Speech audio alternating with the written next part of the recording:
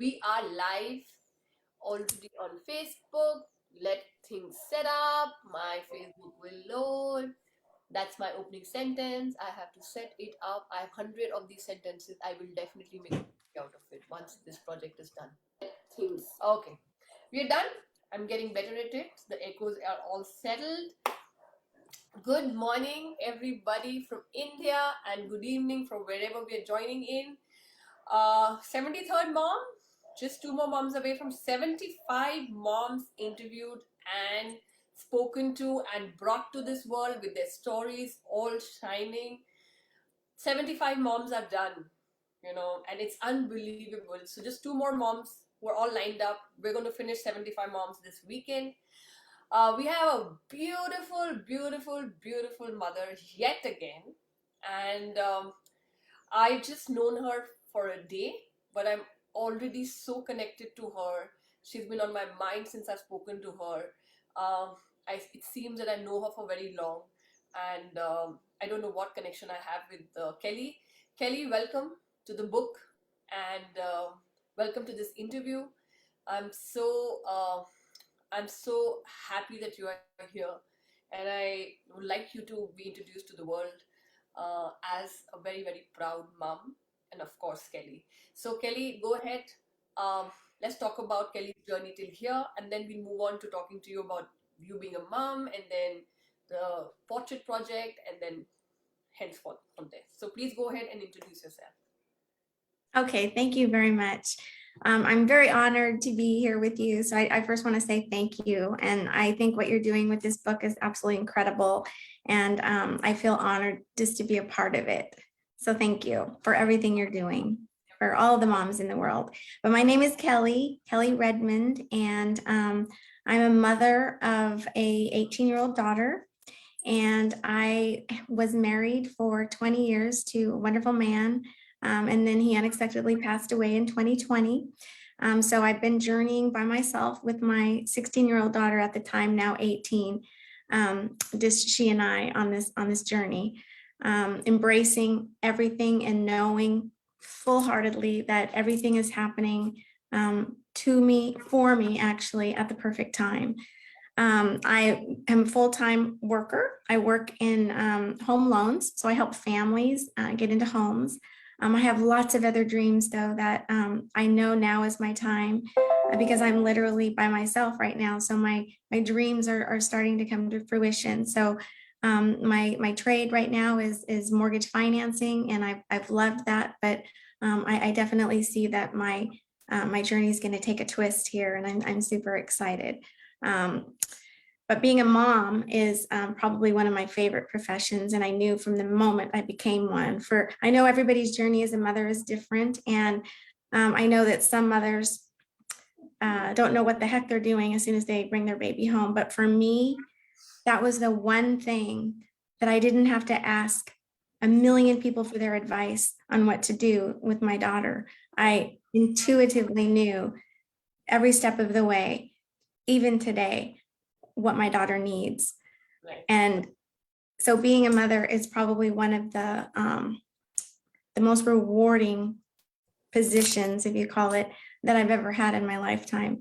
And maybe that comes from the fact that I was born with some birth defects, and I didn't think I was ever going to have any children. So for me to even have a child was a miracle in itself. So it's been a special gift for me to have been blessed with my daughter. So I just want to talk about this particular thing, that the mother instinct creates the best possible thing, when you're aligned, as I keep saying, with the mother pulse. And I keep hearing a lot of moms. In fact, yesterday also I was talking to a mom, and she, and with me as well, when both my boys were born, were like I was pregnant, both the times I had, was told under 3 months that there could be a possibility of something wrong with them, and we will have to go through tests, and we'll have to do this, and and my focus was totally, the first time of course it was scary, because my focus was totally, I was going through all the tests until the time, I think in your 5th month or 5.5 month, you don't come to know whether you can go ahead or not. And even then they say that yeah, you can 98% go ahead, but we still don't know, right? Nobody knows for 2%. So of course, going with that, like my father, like first time I told, my father told me that there's going to be nothing wrong, so you just keep moving ahead. And that's the alignment. When we do that, with that, nothing goes wrong. And you definitely are a perfect example of manifesting absolutely healthy babies, because we keep thinking so many things, and when we drop it and when we start creating again, that creation can never go wrong. And that's what's happened with you. So it's an amazing thing that you move forward, you took a step without your fear, and here you are with your daughter, absolutely shining with her. And whatever I've heard of you and her, it's just very, very beautiful, I must say that. But of course, we want to talk about your upcoming project, Rooted in Love, and why are you doing that. And there are many people who will get inspired by you, Kelly. And right now, live, I know many people who will see the repeats or live, they'll be very inspired by you, why you're coming up with this project called Rooted in Love. So let's talk about that. Let's talk about Rooted in Love. It's a beautiful. Oh, okay. So um, it goes back to when I was a child. Like I said, I was born with a very rare birth defect. And, it came with some characteristics that made me look a little bit differently than a lot of the other kids. So from a small baby, 13 months, I had my first corrective surgery all the way up until my first year in high school. And that is when I had my very last spinal surgery. So in my childhood, um, it was difficult. It was difficult because once I was in kindergarten, I then became aware that I looked a little bit differently than the other kids. I didn't know that though until I went to school, because my family didn't ever tell me that I looked different. It wasn't until I was out into the real world that people started making comments. And at that age, children are very innocent, and for the most part, they're very loving. They're just curious. In fact, kids still come up to me today and, oh, you're so short, because I'm very small stature. I'm only 4'6". So even kids today will come up to me in the store and look me up and down, and they're very curious. Is she a child or is she a mom? So when I was in kindergarten and these things started being asked of me about the way I looked, it was just out of curiosity. It wasn't cruelty. But as I got older, things changed, as we know, and kids would say things to me that were very hurtful, and things that stuck with me for years and years and years. And what happened was I grew up with low self-esteem, because I started believing all of the things that were told to me about the way I looked. I believed them because that's what we do. And when someone tells us how we look, how we're different, they make fun of us, we believe those things. And so fast forward, when I completed all of my surgeries and I was entering high school, my parents, who are lovely, I love my parents, and the doctors that I had all along were also wonderful, wonderful doctors. They had fixed me up as complete and as whole physically, structurally, my body, as it was going to get. And so my family just said, she's ready to go out into the world, she's going to start high school. But what no one knew, and what I didn't even know until years later, actually, I really didn't figure it out until fully and heal it until 2018, was that even though I was My physically, Once again, Kelly, my son just fell on the light. oh, Okay. that's okay. No, he just fell. Are you okay, Sharia? Is he okay? Yeah, he just fell on the light. Yes, well, take your time. Sorry, he was jumping around and he just fell. Uh, okay, sorry. I think the light. Okay, my light is gone. That's okay. Sorry, I can't talk right now. Is he okay? Yeah. Sorry, I don't know. This is not the time to answer, sweetheart. Can you go out and ask Papa? Yeah, he is. Oh, I'm so sorry. I think the That's light is gone. okay. I tried to jump over the light.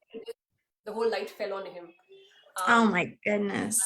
sorry. I'm sorry No, about no, that. no, no, no. I was just saying that I was about ready to enter high school, and I was physically perfect, as normal as I was going to get, and off they sent me to high school. But what no one knew, and what I didn't even know at that time, and I didn't even really understand it and heal it until 2018, was that I was broken on the inside. So I appeared whole on the outside, but inside, I had all of those that hurtful chatter, as you call it, in my head. So as I entered into high school, I didn't feel good about myself. I didn't think I was enough. I felt like all of those um, bullying words that I had heard all those years were in my head.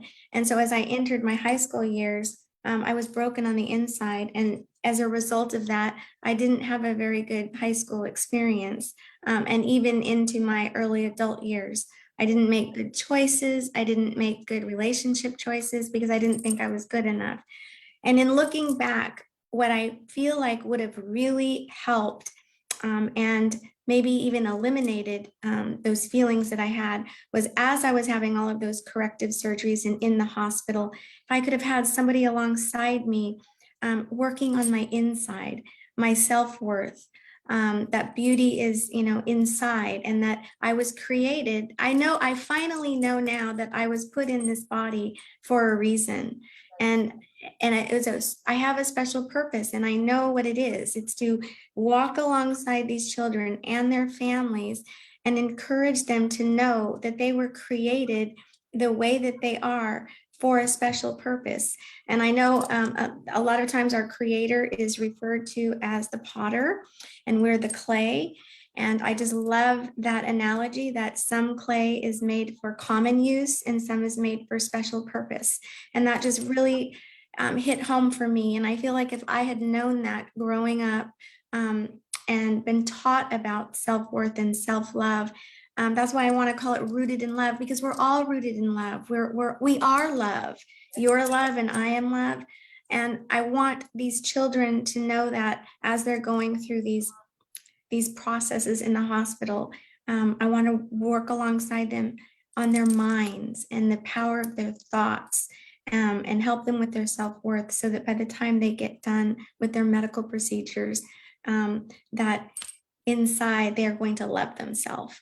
And I know what processes I took myself through when my spiritual journey started in 2018, and I started healing all of those things and replaying, actually rewiring, going back and looking at those hurtful situations and changing them. We have the ability to do that.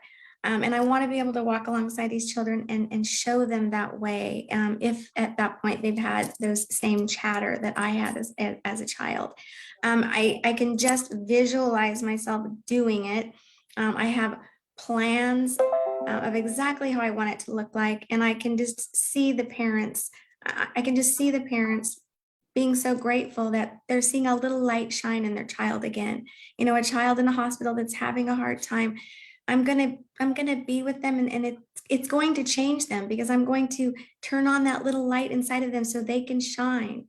I know I can do it because I know what I needed, and I didn't know I needed it at the time. So I must stress again that it was no one's fault. I had lovely parents and lovely doctors. It took all of these years for me to figure out why I ended up in bad relationships and I made bad choices. And I did that because I didn't think I was enough, because that's what I had been told all through grammar school and then in high school. And I know that even children with no physical deformities have problems with loving themselves. They're always comparing themselves to their friends and their body shapes and their hair, even the clothes that they wear. I spoke at my daughter's in her physiology class about this gene. If I spoke, she didn't have to take one of the finals. And so, of course, she was all over that. So she asked me if I would, my daughter asked me if I would speak in her class, and I was honored to do that. And I was able to explain to the classroom about the birth defect, but then also tie it into how they were all feeling. They might not have birth defects, but some of them have larger hips than others. Some of them are shorter, some of them are taller. It's just all about appearance at that age. And another thing that I realized is my daughter is a true gift to me because, like I said in the beginning, when I had her, I didn't have to ask anybody any questions. I just knew how to be her mother. I can't explain it.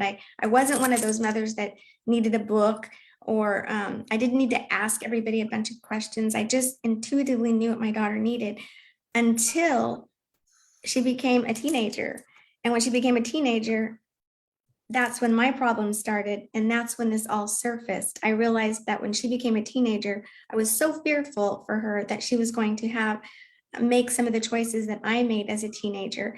And that's when and ironically, I mean, the universe and God, everything is in such perfect timing. That is when my journey began of really healing, so that I could then parent her as a mom of a teen in a healthy way. And now she's in college and is just flourishing. Um, and so I say this very humbly. I know I've done a good job with her, and I don't think I could have done as good of a job with my daughter had I not gone through all of the trials that I went through. And I want to help other children know that they're also rooted in love and they have a special purpose, regardless of how they look. And I'm so passionate about doing that because I know, well, actually, I know that I'll have opportunities. I just know that medical professionals will want me to come speak to them. I've already been asked to speak at the UC Davis Med Center here in California, because the medical students there, they're learning out of books, and they said we really would like to have a speaker come in and talk about the patient experience with these med students that are going to become doctors. And so I just really know that my project is going to be needed, and it's going to be beautiful. It's Yeah, going to be a beautiful thing. I'm going to just like, there are people in comments. Debbie is there supporting us. Sarah is there. Bhavneet there. These are all mums. Debbie is our pillar.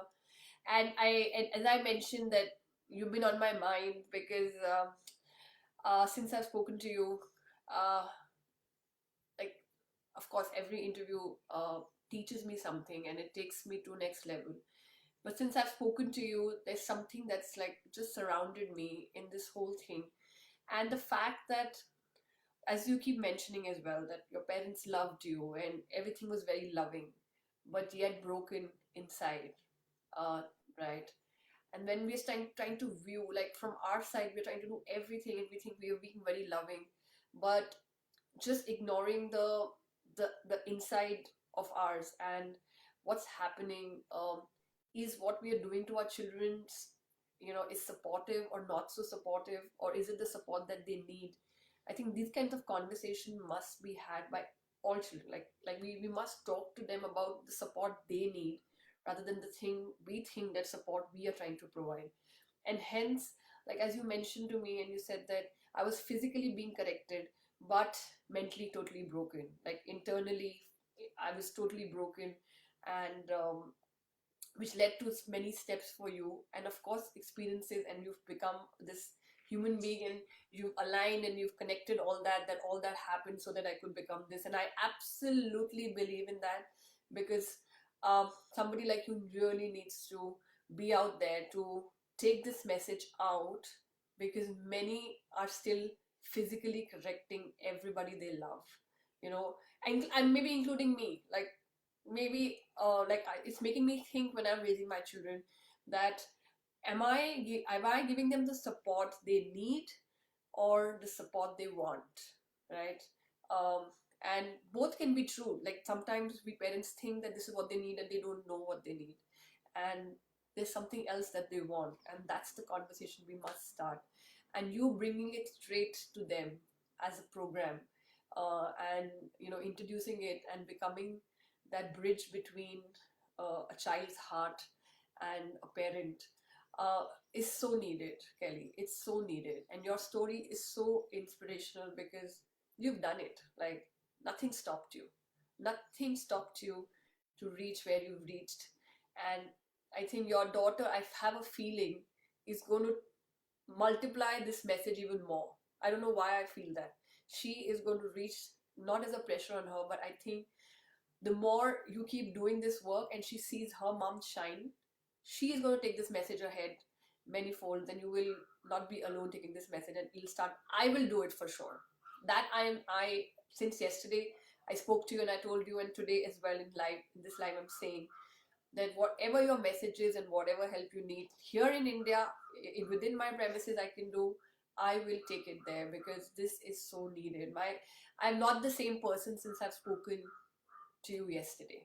Like I'm actually holding you the whole day in my mind, in my heart, and I've been walking and thinking because so needed, so needed, and that's why I totally support you. There's Debbie saying I feel that too. It will end up being a mother-daughter message. Yes, I feel that. I feel that totally. Sarah is saying I love your vision and your passion is so beautiful and needed. Um, Um, and um, and the other I feel like, excuse me, I feel like I'm also making a generational change for my daughter. Like I said, I have a wonderful, wonderful mother, and I know that she did the best she could with the tools that she had. But what happened to me is some of and again, I'm calling it birth defects, but for a child that is, has no physical handicaps of any kind, there's other things. It's like I said, it's their hips are bigger, they're too tall, their legs are skinny, their hair is thin, whatever it is, whatever that is causing them to feel less than. It I was taught to cover it up and to hide it. Don't talk about it. Um, if anybody says anything to you about it, just ignore them. And that's where the conversation ended. And again, it's because those are the tools that the people that were raising me had, and I love them. They taught me some wonderful things. I will treasure them forever. But what I've done differently with my daughter is we don't hide anything, because when you bring it to the surface, it empowers you. So if in fact, I was just amazed when she wanted me to talk at her school about my birth defect. I mean, I feel like that in itself was a huge accomplishment, because she's not shameful or embarrassed of how I may look a little different than her friends' parents. And so I've already made that little generational change where, when my mom found out that I was going to speak in her class, it was very disturbing for her. She just didn't think it was a good idea. And it was all coming from a mama bear protection place. I know she didn't want me to go up and talk about something that made me feel different, because all my life I was told to hide it and to not bring it up and don't talk about it.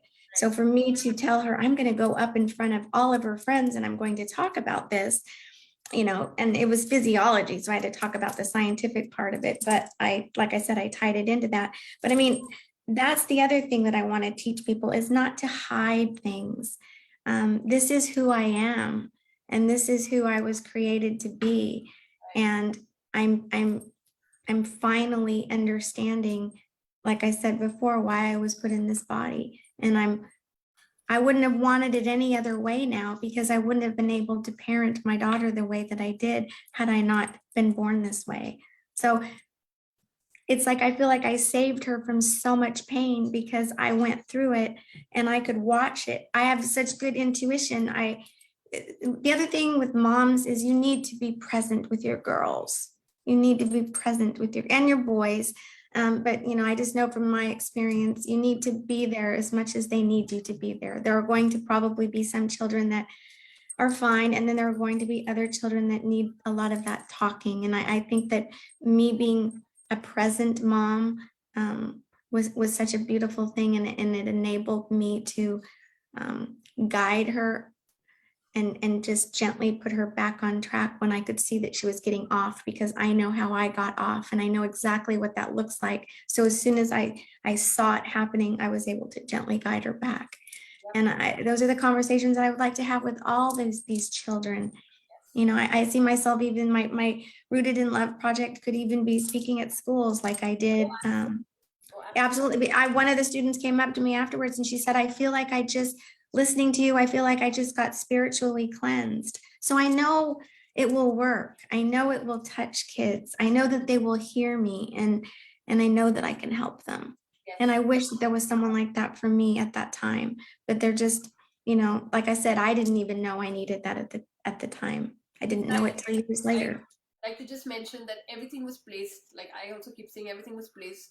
You did not have anybody because you had to help many, many people ahead of your time to understand it. Somebody had to understand it from an internal experience and then talk about it.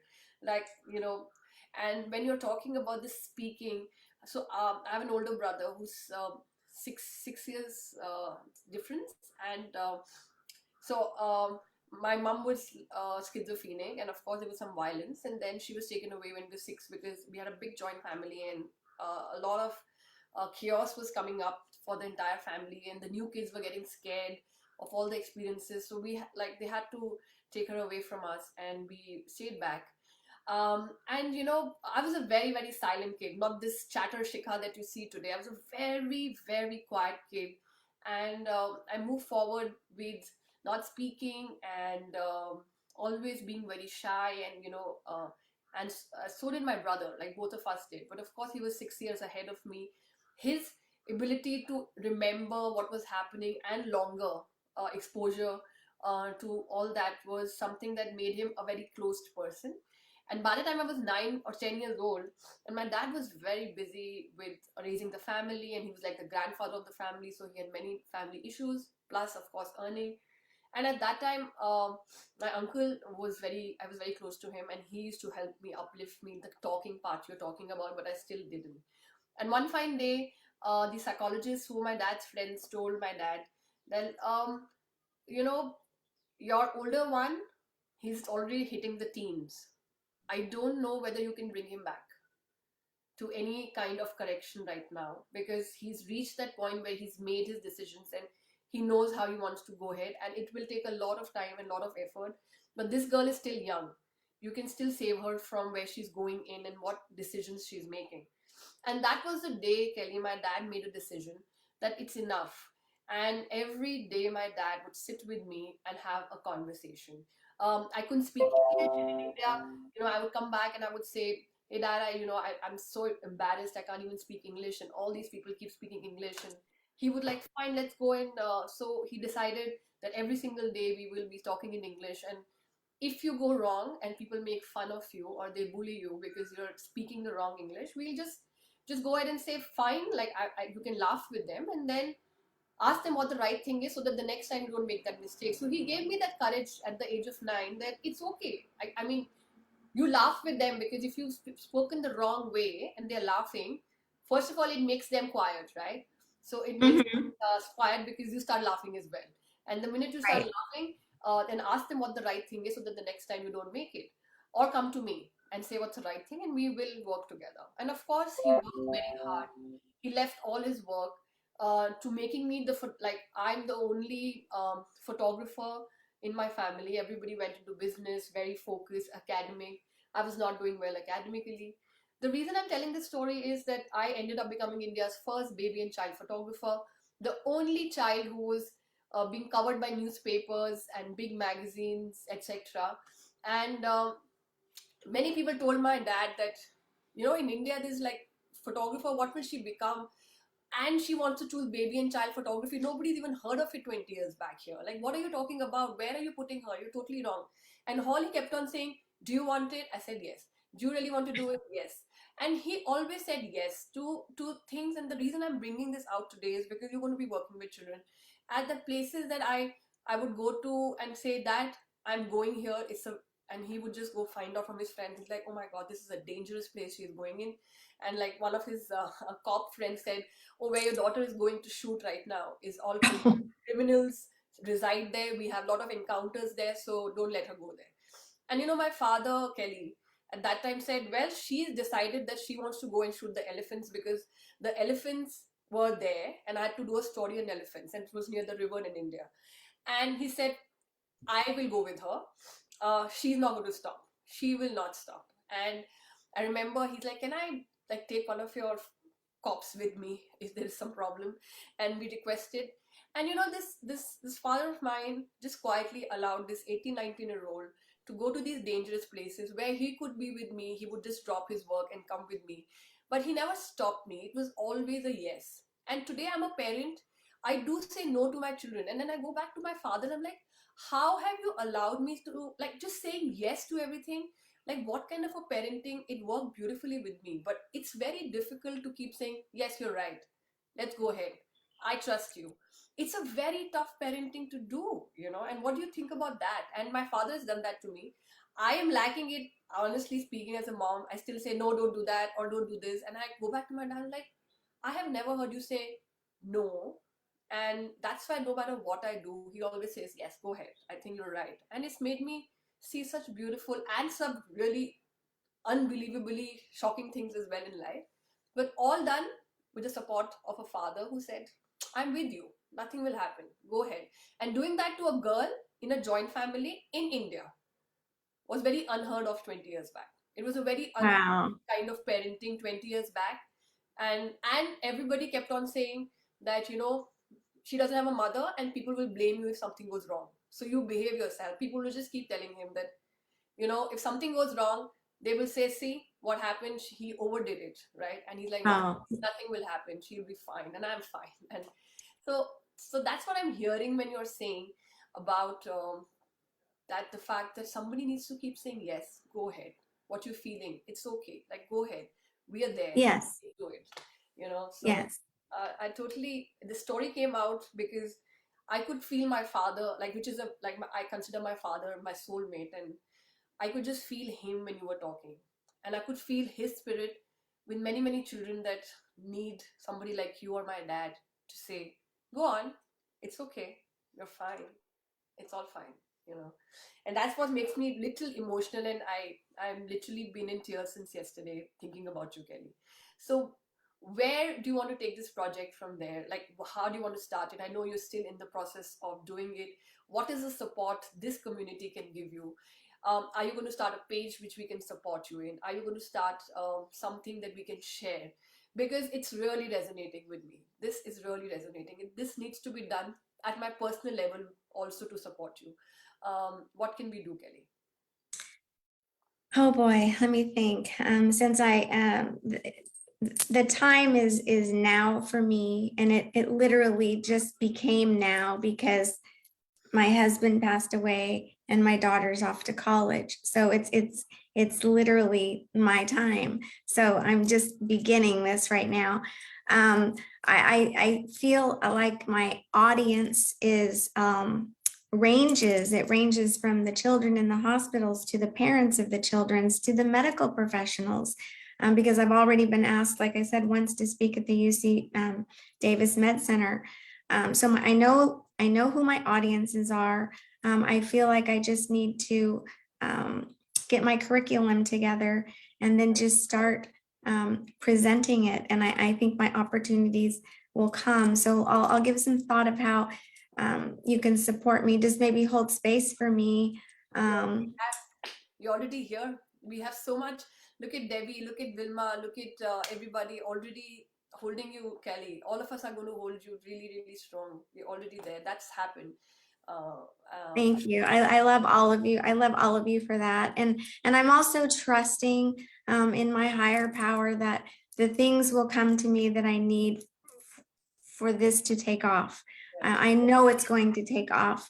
I don't know all of the hows yet, but I know down here that it's going to, and I see myself doing it. So it's early in the project, but I think that it's going to be. I think it's just going to blast off, though. I think it's just going to take off very quickly once I take my first step, which I feel, you know, like I'm starting to take the baby steps now.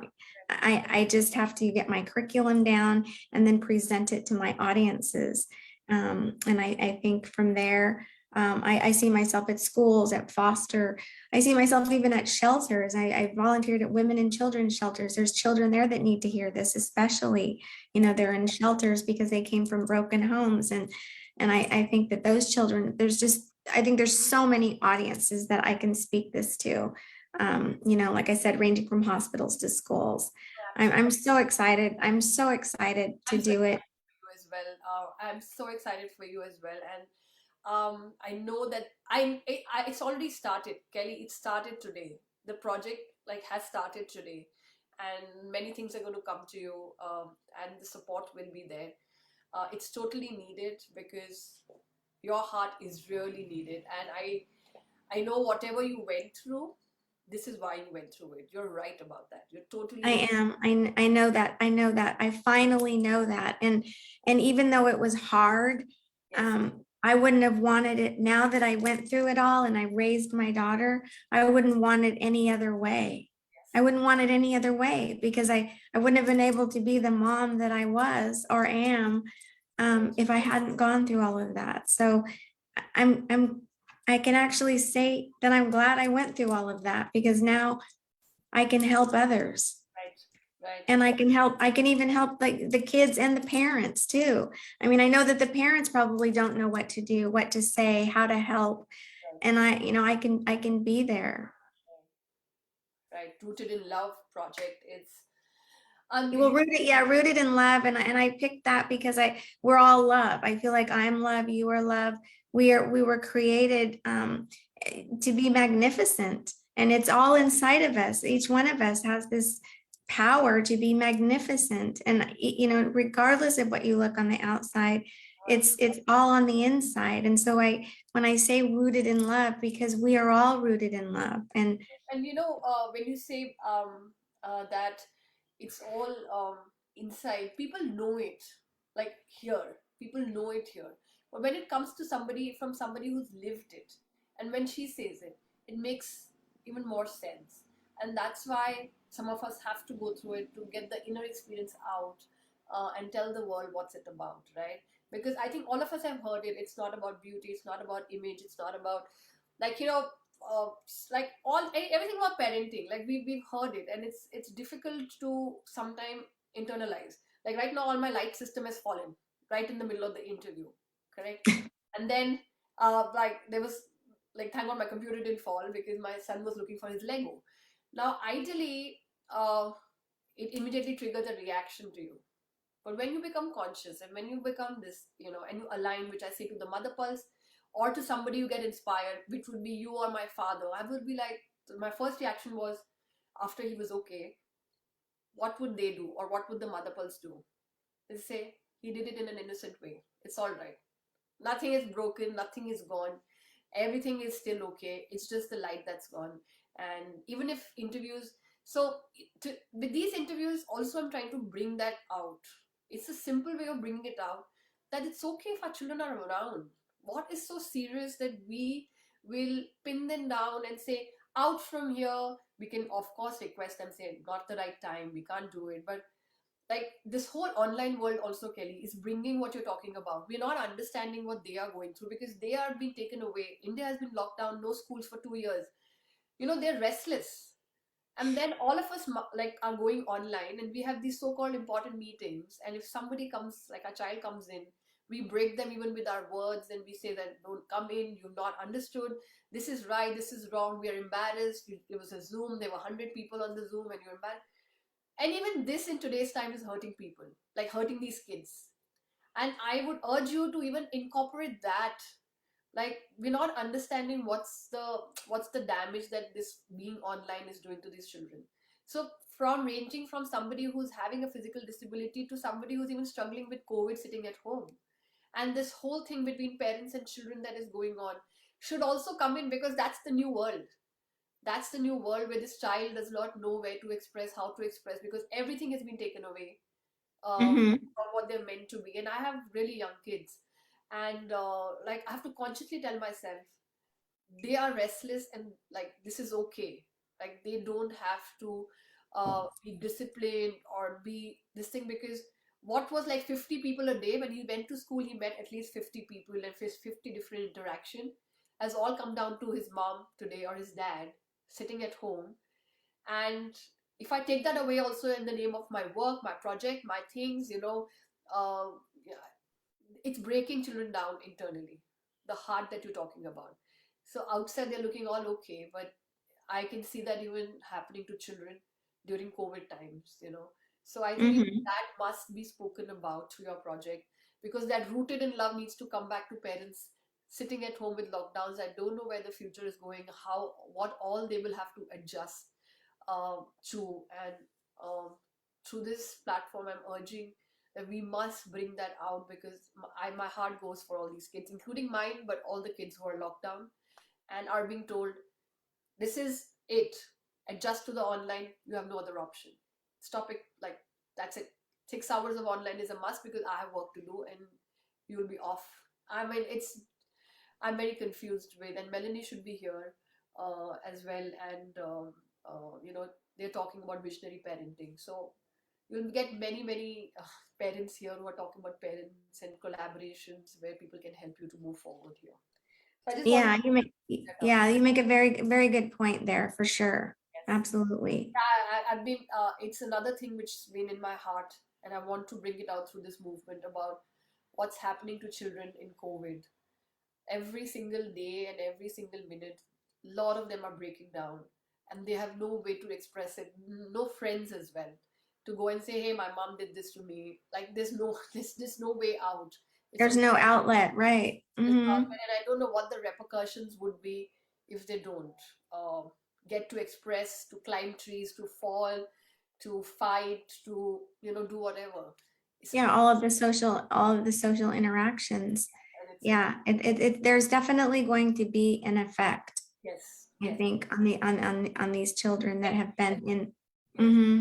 and I mean, even colleges, the kids that, well, all the ages, the yes, little ones to the ones in junior high to the ones in high school, and now yes, the ones that are in college that are doing college online. yes. Well, what kind of experience is that? They And when went I say from, free, they're all like sitting down with, even at the age of 18, with their parents, like talking to them at, like, I know, and I mean, it's tough. It's very, very tough what's happening, and we must root it to Love Project. We should get that part out as well in your curriculum to bring it. yeah, absolutely. Yeah, that's something that I'll have to let that sit with me, but you make a very good point. I'm a mom. Very good. I'm a mom of young kids who's dealing with. You're a mom. That's why you understand what it is, because it's also become a mom problem. Even if we don't want to, as you said, that our parents have the right intention. Even if we don't want to, we're still damaging them unknowingly, and maybe it shows up all later, and it would be too late. Hmm. Yes, yes. And I know that when during COVID, my daughter was in high school, but it was difficult in a different way, because she was, in high school, plus she was lost her father. Right. And then COVID started 2 months after. And I know that it has had an effect on her. I can say that probably you definitely need to up your communication with your kids. That's what I think during these times. You know, check in on them a lot. Yes. And I know you have small kids, but you can still have that Yes. conversation. How are you today? I mean, it can be as simple as it needs to be for the age appropriate child, but I think definitely increase the communication and ask often, how are you? Yeah. Because I'll tell you a very touching thing that my son said. And as a mother, you like probably will resonate, and many mothers will resonate. And of course, having a young child and sleepless nights and physically being tired, sometimes you do say things that you regret. You like, why did I say that? Even in a haste. And I said something to my son, and he came to me. He's like, "Where's my mom gone? Who was in Bangalore before we had COVID? She's just gone somewhere." And I was just like, "Oh my God!" Like, that's like at the age of 8, he's saying that. Where's my mom? Like, while crying, of course. And I just hugged him, and I'm like, "I'm so sorry. She's very much here." And that statement also made me feel that, like, yes, we mothers also don't know where we are going. Like we can't hear them anymore because it is a lot to handle for a mom as well sitting at home. And Oh, absolutely. naturally, children definitely naturally head towards the mother when the mother is sitting at home all the time. You know, when she's working and the dad is working, they naturally, some hurt happens. The first thing they come to their mother. So It's the to the mother mother. who was going out to work with her break and everything now has children all the time, and we have to be even. So we have to take care of ourselves. We have to keep upping our whole thing so that we can take care of them. That's the message I can say, that I have to take. Absolutely. Yeah. You have to, yeah, fill your cup so you have something to give to others. And that's so important. It is It's so important. Otherwise we can't help them if we're not full ourselves. right. You know, and that's something that we have to constantly remind ourselves, because as mothers, it's always give, give, give, give, give. But we really need to start with ourselves Right. so that we have quality. Yes, Um, and I'm glad you're here. Of course, we can go on and on. It's become a long interview, and people will be seeing replays. I want them to see it till the end, but we will have opportunities to talk about self-portrait, how to come out of it, how to not come out with your story. You'll be in the group. We'll have many opportunities, Kelly. I'm totally grateful that you have reached a point where there's going to be turning points for many people ahead through you. So thank you for that. Thank you thank for you. the decision. Thank you. I'm excited about it. Yes, and thank you so much. And I shall go off live. Debbie, thank you so much. Lots of love to you for all this supporting. And Wilma, it's late in the night for many of them. Sarah, thank you so much. Bhavni, thank you so much for coming in. Um, so we shall go off, and I shall start the day with a lot of thought that has been since yesterday with me, but I will take more. So thank you for gifting me this, and thank you for being part of this book. We shall go ahead and create many great things together, Kelly. So Thank you, Shika. Thank you for everything that you're doing too. You're a blessing. You are a blessing to the world in what you are doing. thank It's you. absolutely incredible. And I've never been a part of anything like this. And I can't stop talking about it. You're a true blessing to the world. Thank you so much. I feel like that's a hug to me, and I really needed it a lot of times in the day. Yes, this project is, is becoming intense and big, but as a mother, as so much happening, your words do feel like a hug. So I definitely needed that. Thank you so much. And I will go offline, but you stay back. Thank you, Okay. everybody, and